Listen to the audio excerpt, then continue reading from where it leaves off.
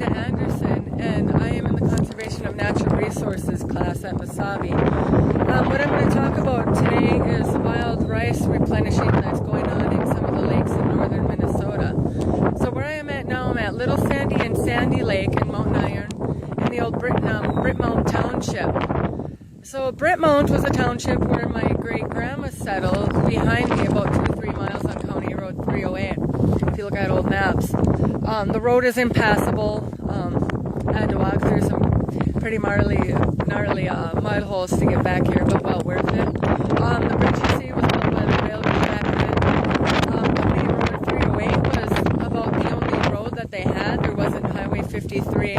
So this was the road everybody used to get north. But in the late 1950s, well, let me go back. My grandma Orpha, she used to watch the Native Americans rice back here when she was a little girl. There's even stories in the Boys Fort from Grand Portage of families gathering up here and ricing. So the Ojibwe name for wild rice is Manomin, and it's a member of the grass family. It grows in low-level lakes, and we'll get more into the conditions. But mostly sunlight penetrates the lake and creating a photosynthesis. It grows in shallow waters, depths affected. It's affected by the flow of the water, the levels. Sudden fluctuation in the water levels can destroy the crop.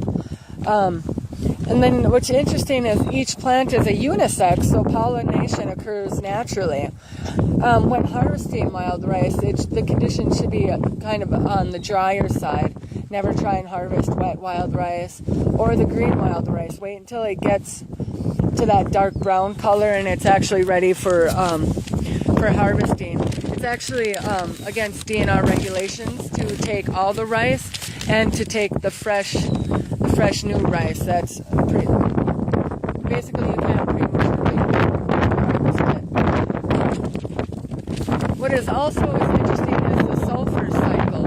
You know, most sulfur that's released into the air is from seafloor emissions, in rocks, soil, and water, and then also human impact. So the human impact that I'm talking about basically for this area is Mintac and their water basin, which is behind me, 3 to 5 miles behind me, I'm not sure. But their basin is 82 billion gallons big. And each minute, 2,200 gallons seeps into the groundwater with that high sulfite content from washing the iron ore pellets and that whole process. So what's interesting about the sulfate cycle is that it bonds with the iron ore, that's the high iron content that's in these lakes and up here in northern Minnesota, and it actually neutralizes the sulfite, becoming great conditions for wild rice. Now the sulfite content for wild rice to go is at 10 parts per million. The EPA is setting regulations for Mintac and the other lakes to be at 8 parts per million for healthy wild rice harvesting. I think it's awesome that Boys Fort is working together with the mines in a lot of these lakes in northern Minnesota. This one being number 1 because we're so close to Mintac's basin. And then I just happen to live like a mile and a half that way. This area has just always interested me. I mean, we come back here and we would catch northerns, like 17 to 20 pound northern when we were a kid, and come swimming back here. We are trespassing, but I don't think anybody's gonna know, honestly. But so back to the sulfite cycle and the water levels and how to have a good harvest out here is what they need to do is, well, for one, keep the sulfite down to 8 parts per million, which we have the APHIS department. It's an offset of Department of DNR and the Wildlife Agriculture Services. And they're out here testing the water levels. They're going to drain the lake, and by doing that, they've removed 34 beavers as of yesterday from here all the way down to County Road 307. busting down the dams. They've been working back here quite a bit. I'm not sure how much the beaver count is as of today. That was 2 days ago.